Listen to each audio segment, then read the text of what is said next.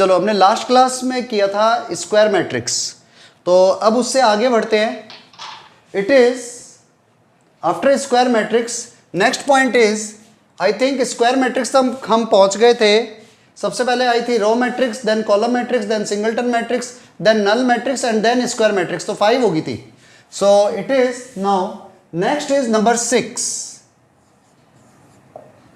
This one is diagonal matrix.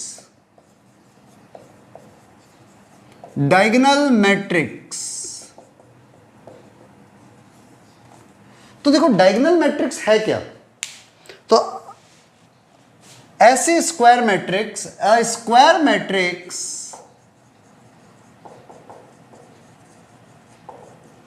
whose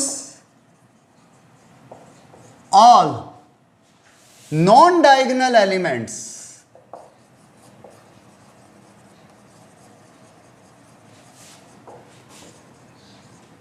zero. ऐसे square matrix जिसके सारे नॉन डायगोनल एलिमेंट्स जीरो होंगे. अब मेरा वर्ड सुनना बहुत ध्यान से, नॉन डायगोनल एलिमेंट्स जीरो होंगे. मैंने डायगोनल एलिमेंट के बारे में कोई बात नहीं बोली है, मैंने सिर्फ यह बोला है कि उसके नॉन डायगोनल एलिमेंट्स जीरो होंगे. और एक लाइन क्या बोली है, स्क्वायर मैट्रिक्स होना उसका नेसेसरी है. Is diagonal matrix. इसे आप डायगोनल मैट्रिक्स कहते हो. कैसे? A equal to AIJ type की मैट्रिक्स होगी, साइज होगा n cross n, where AIJ equal to 0 होगा. कब? when I is not equal to J, जब I और J इक्वल नहीं होंगे, क्योंकि नॉन डायगोनल एलिमेंट्स में I एंड J कभी इक्वल नहीं होते.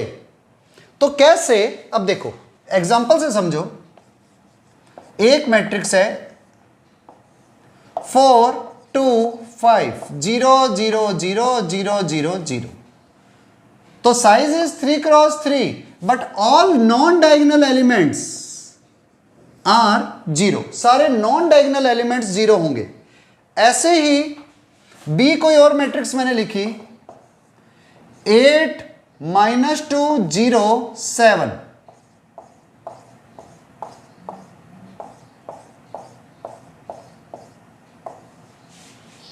तो यहां पर भी क्या हुआ, सारे के सारे नॉन डायगोनल एलिमेंट जीरो है. अब डायगोनल में जीरो आ सकता है, it is possible, but non diagonal सारे जीरो होंगे, ये श्योर है. तो अगर आप इसकी और बात करो तो ए मैट्रिक्स अगर आपके पास है, आप इसको ऐसे भी रिप्रेजेंट कर सकते हो, डायगोनल 4 2 5, मतलब सिर्फ डायगोनल के एलिमेंट 4 2 एंड 5, क्योंकि आपको पता है डायगोनल मैट्रिक्स है. तो आप इसको ऐसे भी लिख सकते हो, डायगोनल 4 2 एंड 5. ऐसे ही बी मैट्रिक्स, ये भी डायगोनल मैट्रिक्स है, तो 8 -2 0 एंड 7, सिर्फ डायगोनल के एलिमेंट्स लिख दो. Non diagonal matrix, non diagonal elements तो है ही जीरो, तो वो लिखे ही नहीं जाएंगे. तो इसको रिप्रेजेंट करने का तरीका है ये, A equal to diagonal D1 D2 D3 and so on Dn. Means सिर्फ डायगोनल के एलिमेंट्स लिखे जाते हैं. ये भी इसको एक रिप्रेजेंट करने का तरीका है. अब अगर मैं बात करूं, देखो A मेरे पास एक मैट्रिक्स है जिसका साइज है n क्रॉस n, तो उसमें सारे नॉन डायगोनल एलिमेंट्स जीरो थे. और हमें पता है n क्रॉस n मैट्रिक्स में नॉन डायगोनल एलिमेंट्स होते हैं n square minus n. Non diagonal elements होते हैं n स्क्वायर माइनस n. तो इसमें minimum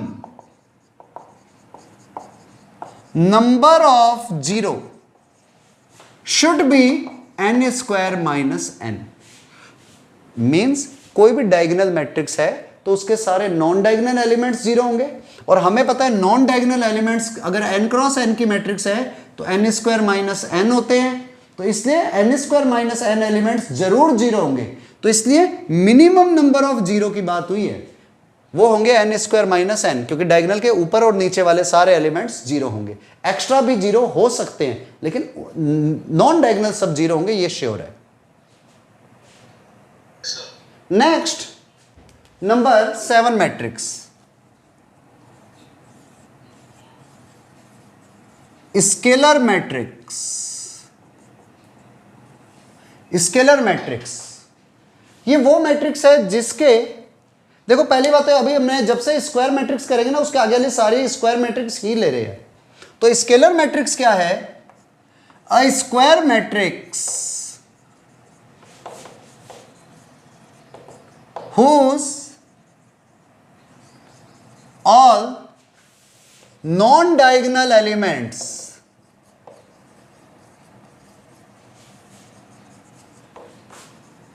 are 0 and diagonal elements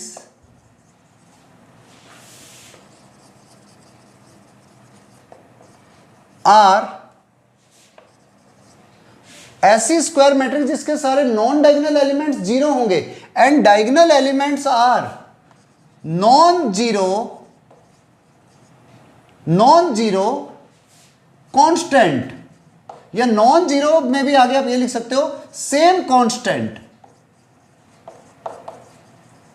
means ऐसी स्क्वायर मैट्रिक्स जिसके सारे नॉन डायगोनल एलिमेंट्स तो जीरो होंगे लेकिन डायगोनल एलिमेंट्स जो होंगे वो नॉन जीरो होंगे और सेम कांस्टेंट होंगे, मतलब सेम नंबर होगा।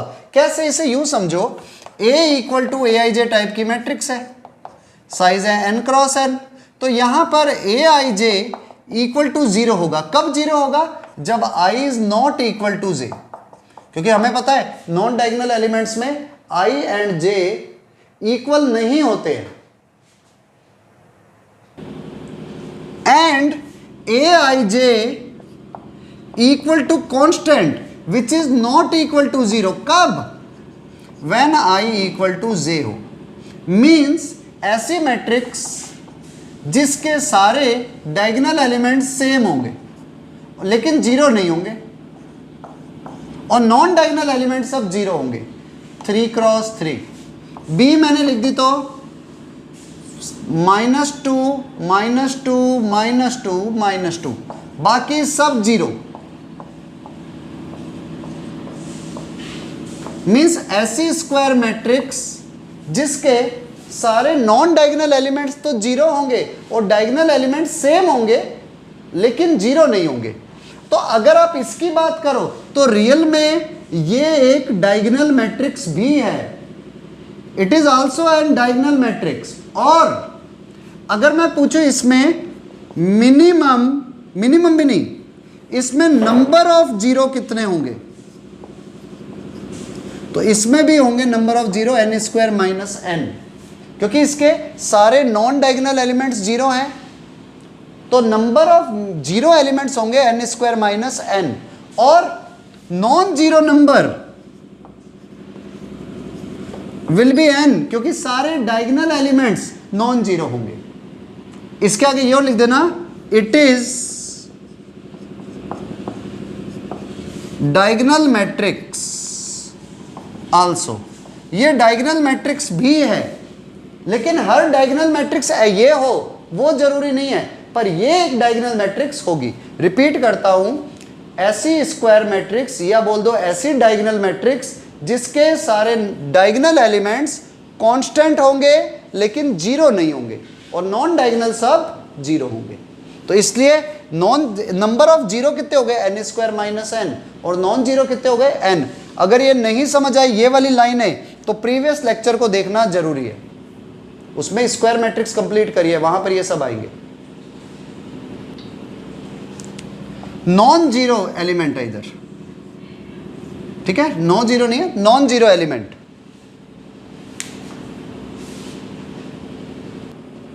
नाउ वन मोर मैट्रिक्स, ये भी इन सारे मैट्रिक्स की जान है। Matrix number 8, it is unit matrix और आइडेंटिटी मैट्रिक्स भी बोला जाता है इसे। Identity matrix also, Hindi medium वाले अगर लिखेंगे तो इकाई 1 यूनिट मैट्रिक्स। तो आपके पास में ऐसी matrix a square matrix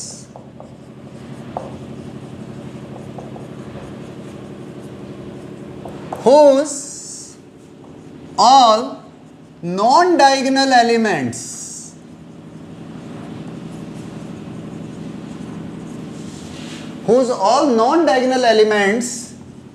are zero and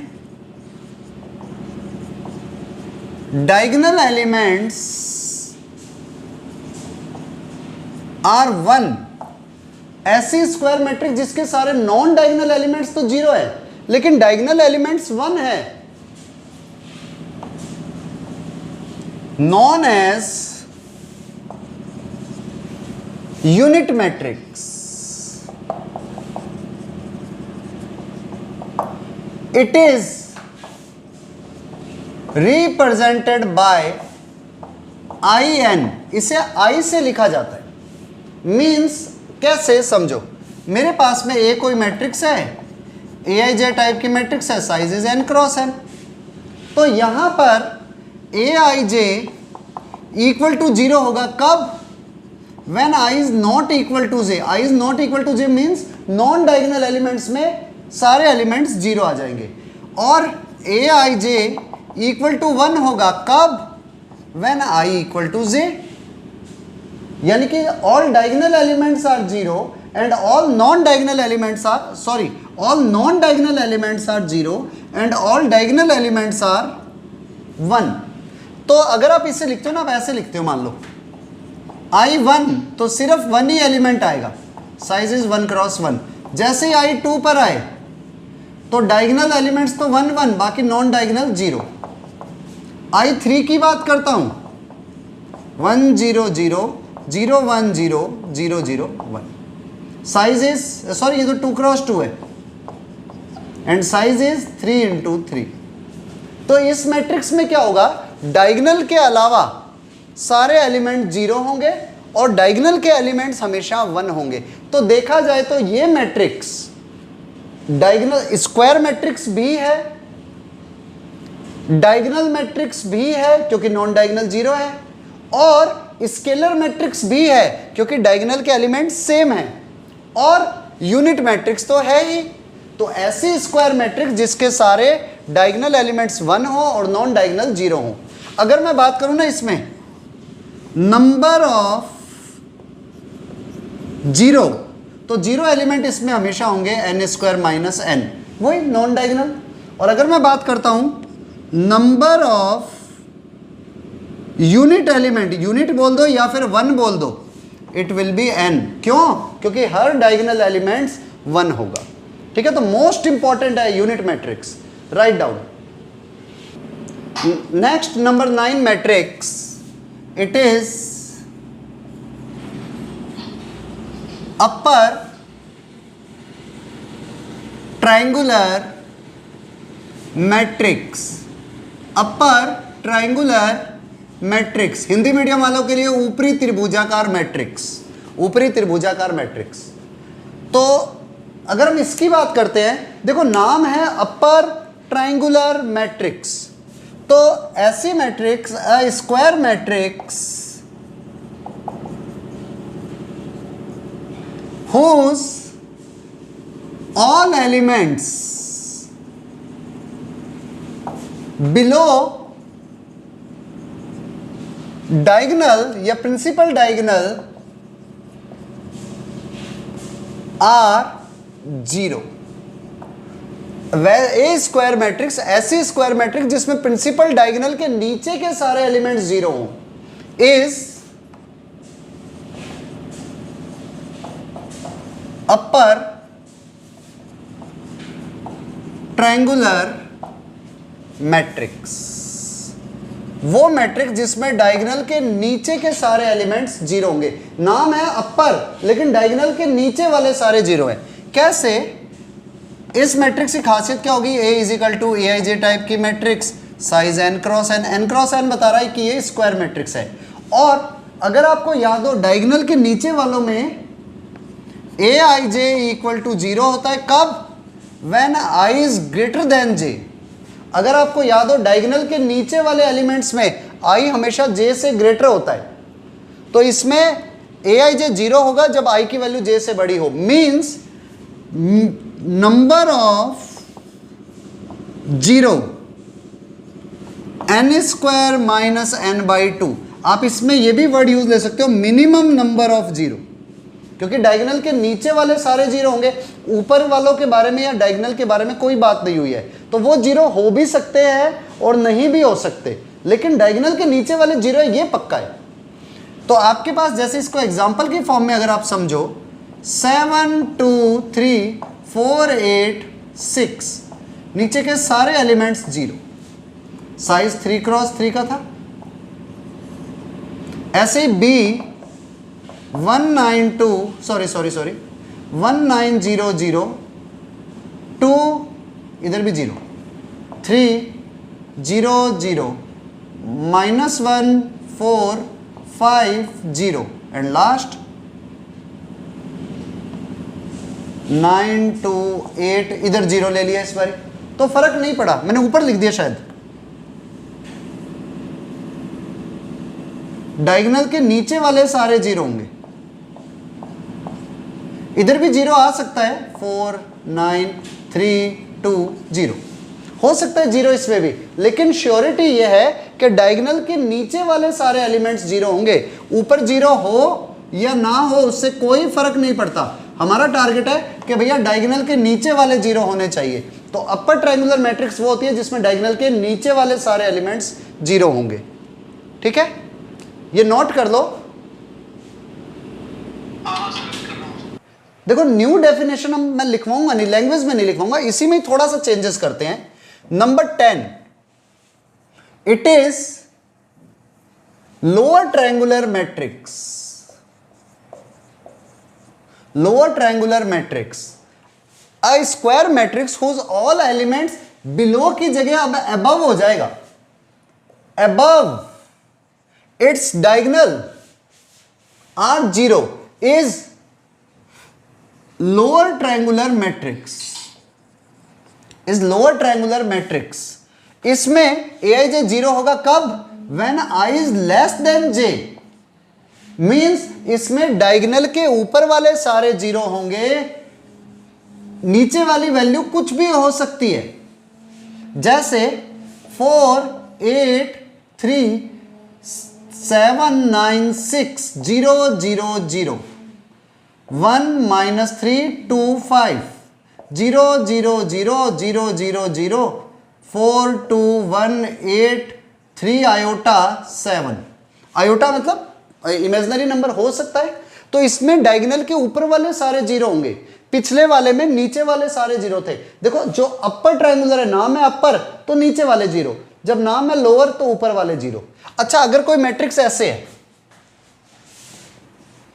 3 5 6 0 0 0 0 0 0, तो ये मैट्रिक्स क्या है? स्क्वायर मैट्रिक्स भी है। एक मिनट थोड़ा सा नीचे कर देते हैं। ये मैट्रिक्स क्या है? स्क्वायर मैट्रिक्स भी है, अपर ट्रायंगुलर भी है क्योंकि नीचे वाले सारे 0, लोअर ट्रायंगुलर भी है क्योंकि ऊपर वाले सारे 0, डायगोनल मैट्रिक्स भी है।